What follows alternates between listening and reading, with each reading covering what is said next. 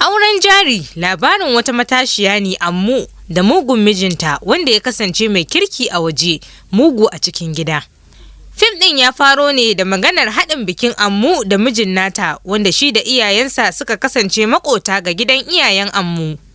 Nan da nan aka shirya biki, aka yi biki amarya ta tare ba tare da ɓata lokaci ba. Da farko zaman nasu gwanin daɗi, ango da amarya suna shan soyayya kamar gaske. Suna cikin soyayya tsindim, kwatsam ango ya fara canzawa.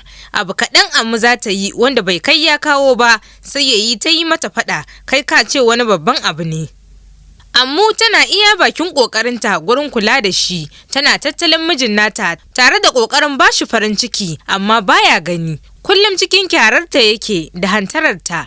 Ana nan Ammu ta suke da halin mijinta, kullum duka da zagi, har ta kai ga ta sare da zaman nasu. Ta yi matuƙar gajiya da wannan auren. Lamarin zaman nasu har ya kai Ammu ba ta son haihuwa da wannan miji nata.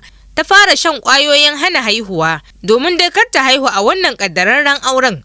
Wannan miji na Ammu dai mai suna Rabi. Kowa na yi masa kallon mutumin kirki a waje, babu wanda ya san baƙin halinsa na bayan fage, babu wanda zai iya tunanin Rabi zai kasance mai cin zarafin mata, shi yasa Ammu take cikin uƙuba ba tare da kowa ya sani ba.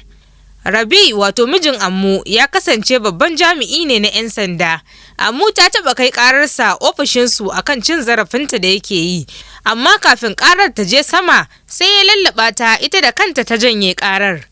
Haka suka koma gida aka ɗora daga inda aka tsaya. Cin kashin da Ammu take gani sai abin da ya yi gaba. Ammu ta daɗe tana so ta bar auren nan ta kasa. Ƙarshe dai ta gamu da wani ɗan ta'adda da ya gama zaman wa'adinsa a gidan yari a ofishin mijinta. Shi dai wannan ɗan ta'adda wata balahirar ta sake haɗo shi da 'yan sanda inda suke neman shi ruwa a jallo. Wannan ɗan ta'adda ya samu guduwa daga hannun 'yan sanda tare da gudunmowar Ammu.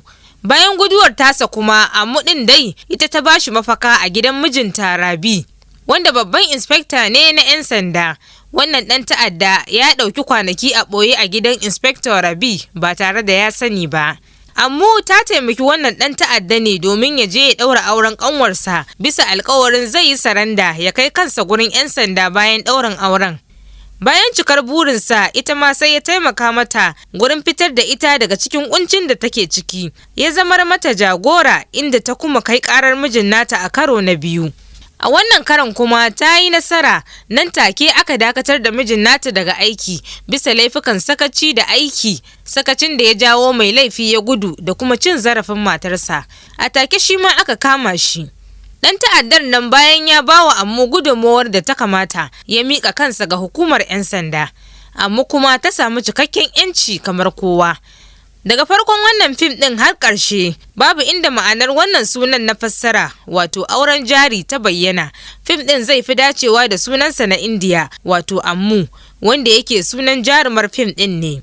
Wannan shine sharhin fim ɗin auren jari. Kada a manta a danna mana subscribe da like domin samun shirye-shiryenmu da zarar mun ɗora. Sannan ku yi mana comment daga ƙasar da kuke kallon mu. A huta lafiya.